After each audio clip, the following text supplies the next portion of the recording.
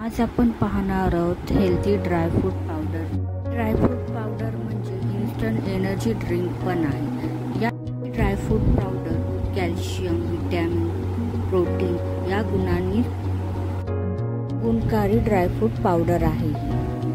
कढई गरम करून त्याच्यामध्ये आपण ते क्रिस्पी होईपर्यंत त्याला रोस्ट करूया। आपण सर्व ड्रायफ्रूट रोस्ट करताना गॅस स्लो मध्ये ठेवायचा आहे। त्याच्यावरती थोडे थोडे काळे चट्टे आले म्हणजे समजायचं आपला मकाना व्यवस्थित ड्राय रोस्ट झालेला आहे। आणि व्यवस्थित ड्राय रोस्ट केल्यानंतर त्याला आपण एका प्लेटमध्ये काढून घेऊया। बघा कसे मकाने आता मस्तपैकी ड्राय रोस्ट झालेले आहे।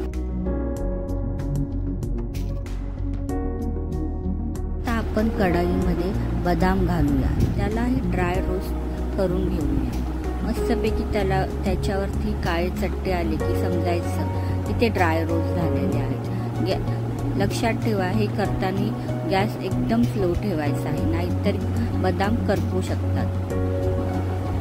ही आता आपण प्लेटमध्ये काढूया। त्यानंतर कढईमध्ये काजू आपण ड्राय रोस्ट करायला घेऊया। मस्त ड्राय रोस्ट होतात आहे काजू, त्यालाही काळे चट्टे आले की समजायचं हे ड्राय रोस्ट झाले। सारखं परतत राहणं करपूही शकतात ते, म्हणून त्याला सारखे हलवत राहणं गरजेचं आहे। आता आपण याच्यामध्ये पिस्ता ड्राय रोस्ट करून घेऊ।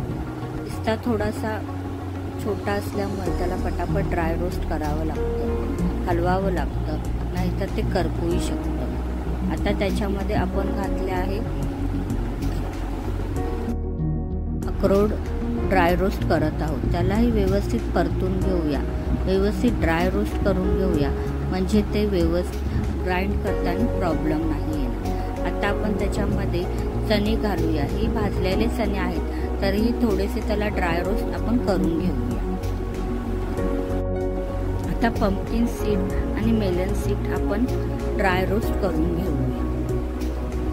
हे खूप बारीक आहे, त्याच्यामुळे त्याला सारखं हलवणं खूप गरजेचं आहे। आता ही बघा झाली आपली सर्व ड्राय रोस्ट करून झालेले आहे।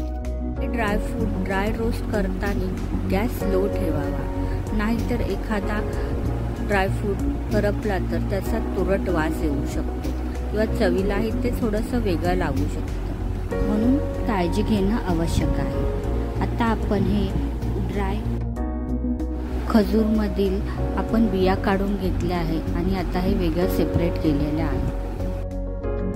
आता आपण हे सगळे ड्रायफ्रूट मिक्सरमध्ये ग्राइंड करून घेणार आहोत। ते बारीक ग्राइंड करून घेऊया आपण, पूड होईल इतकं आपण ग्राइंड करून घेऊया।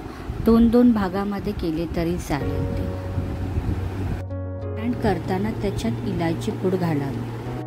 एका ग्लासमध्ये गरम दूध घेऊन त्याच्यामध्ये आपण जी आता ड्रायफ्रूट पावडर केली आहे ती त्याच्यामध्ये मिक्स करावी। तुम्हाला पाहिजे 1 चम्मच किंवा 2 चम्मच इतकाही घेऊ शकता। लहान मुलांसाठी असेल तर 1 चम्मच तुम्ही यूज करू शकता। मुलांना इतर काही देण्यापेक्षा हेच दिले तर खूप हेल्दी होईल। लहान मुलांना कोको पावडर, चॉकलेट सिरप घालून सुद्धा आपण ही ड्रायफ्रूट पावडर लहान मुलांना देऊ शकतो। खूप जास्त हेल्दी आहे। मस्त डोळ्यापासून ते पायाच्या नखापर्यंत केसांसाठी, हाडांसाठी ड्रायफ्रूट पावडर खूप गुणकारी आहे। व्हिडिओ आवडला असेल तर लाईक, सबस्क्राईब करा। या रेसिपीसाठी परत भेटू। नमस्कार।